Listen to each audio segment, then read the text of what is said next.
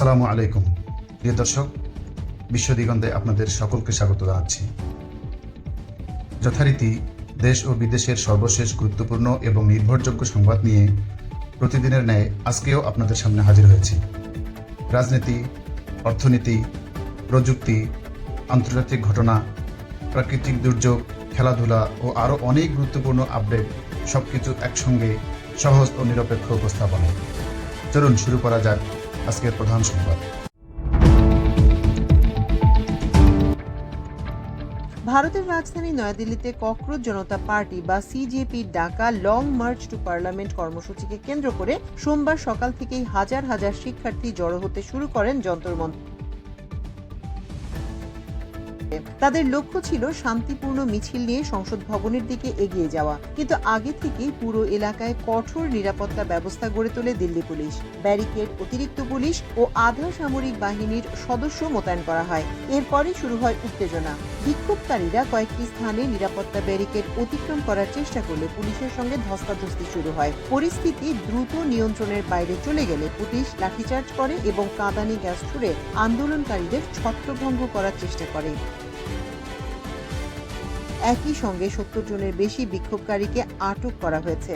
Police জানিয়েছে বিভিন্ন ঘটনা ঘটে যাওয়ার ভিত্তিতে পৃথক পৃথক মামলা করা হচ্ছে। সিসিটিভি ফুটেজ এবং মোবাইল ফোনে ধারণ করা ভিডিও বিশ্লেষণ করে কারা সহিংসতায় জড়িত ছিলেন সেটিও খতিয়ে দেখা হচ্ছে।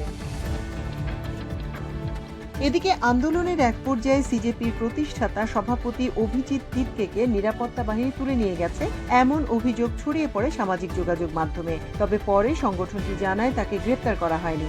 মূলত ভারতের মেডিকেল ভর্তি পরীক্ষা নিটে ব্যাপক অনিয়ম, প্রশ্নপত্র ফাঁস এবং দুর্নীতির অভিযোগ তুলে কেন্দ্রীয় শিক্ষামন্ত্রী ধর্মেন্দ্র প্রধানের পদত্যাগের দাবি করেছে সিজেপি। আন্দোলনকারীদের অভিযোগ, ভবিষ্যৎ নিয়ে স্বপ্ন দেখা লাখো শিক্ষার্থীর সঙ্গে অন্যায় করা হয়েছে, অথচ সরকার কার্যকর কোনো জবাবদিহি নিশ্চিত করতে পারেনি। পরিস্থিতি আরও উত্তপ্ত হয়ে উঠলে মধ্য দিল্লির কয়েকটি এলাকায় সাময়িকভাবে মোবাইল ইন্টারনেট পরিষেবাও বন্ধ করে দেওয়া হয়।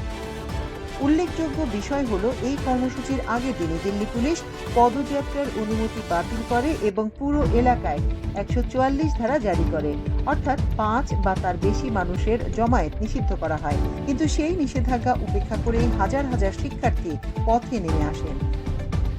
প্রিয় দর্শক, আজকের সংবাদ এখানে শেষ করছি। দেশ ও বিদেশের সর্বশেষ আপডেট সবার আগে পেতে আমাদের চ্যানেলটি সাবস্ক্রাইব করুন আর বেল আইকনটি অন করে রাখুন। দেখতে থাকুন বিশ্ব দিগন্ত, খবরের সীমানা পেরিয়ে সত্যের দিগন্তে। সবাইকে ধন্যবাদ। আল্লাহ হাফেজ।